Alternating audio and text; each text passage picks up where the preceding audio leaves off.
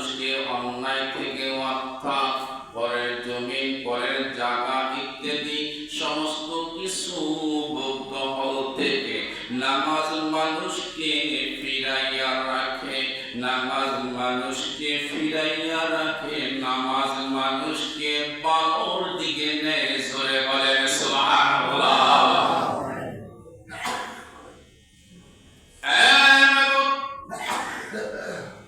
নামাজ মানুষকে ভালোর দিকে নেয়, নামাজ মানুষকে খারাপ কাজ থেকে ফিরাইয়া রাখে।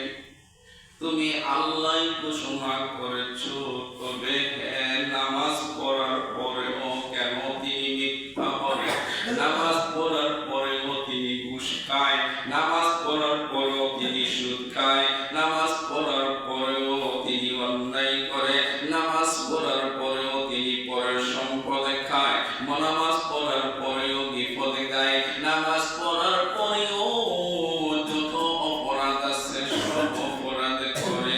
মাবুদ গো, এটা আবার কেমন নামাজি, কেমন নামাজি?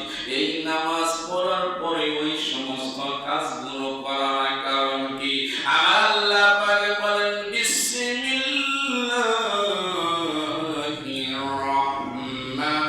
রহমানির রহিম, ফাওয়াইলুল লিল মুসাল্লিন।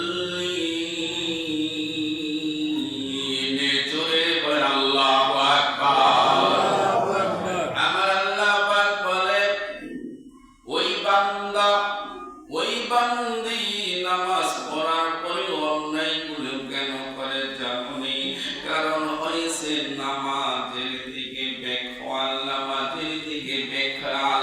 বেখেয়াল মানে কি? নামাজের রুকু ঠিক মতো হয়েছে কিনা, সিজদা ঠিক মতো হয়েছে কিনা, রুকু ঠিক মতো হয়েছে কিনা, তাসবিহ ঠিক মতো হয়েছে কিনা, ওঠা বসা ঠিক মতো হয়েছে কিনা, এবং তাহার খানাটা হালাল কিনা, ওই দিকে তাহার খেয়াল নাই, খেয়াল নাই। লোকে বলবে আমি একজন নামাজি, আমি মুরব্বি হয়েছি, দাড়ি পেকেছে, যদি নামাজ না পড়ে মানুষ কি বলবে? বয়স হয়েছে, যদি নামাজ না পড়ে মানুষ কি বলবে? আমার আল্লাহ বলে ওই নামাজি, ওই নামাজি আমার আল্লাহর জন্য নামাজি না, নামাজি না। ওই ব্যক্তি নামাজি হয়েছে লোক দেখাইবার জন্য। কি দেখাইবার? বলেন কি দেখাইবার? লোক দেখাইবার ঘোষণা কে দিয়েছে? বলেন ঘোষণা কে দিয়েছে? আমার আল্লাহর নবী বলেন হাদিস মুবারকের মধ্যে, তোমরা কি জানো একজন নামাজীর সম্মান কতটুকু? সাহাবায়ে কেরাম বলেন আল্লাহু আ'লামু বির-রাসূলিহি, আল্লাহ এবং নবী ভালো জানে। নবী ঘোষণা দিলেন একজন নামাজি যদি আল্লাহর জন্য যদি নামাজ পড়ে, তার জন্য বলেন কার জন্য?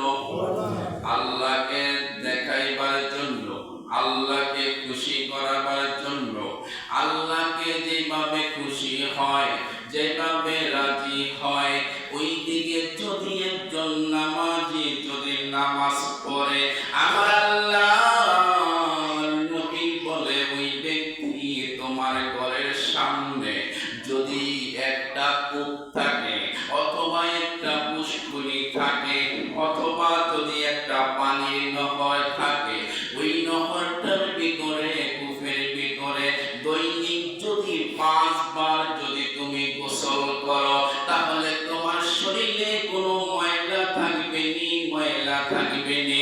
সাহাবায়ে কেরাম বললেন ইয়া রাসূলুল্লাহ, না না না না, কোনো ময়লা থাকবে না। আল্লাহর নবী বলল এই আল্লাহকে খুশি করার জন্য নামাজ পড়ল, ওই ব্যক্তি 5 ওয়াক্ত নামাজ পড়ার কারণে তাহার দিলের মধ্যে, তাহার শরীরের মধ্যে, অঙ্গ প্রত্যঙ্গের মধ্যে কোনো ময়লা থাকে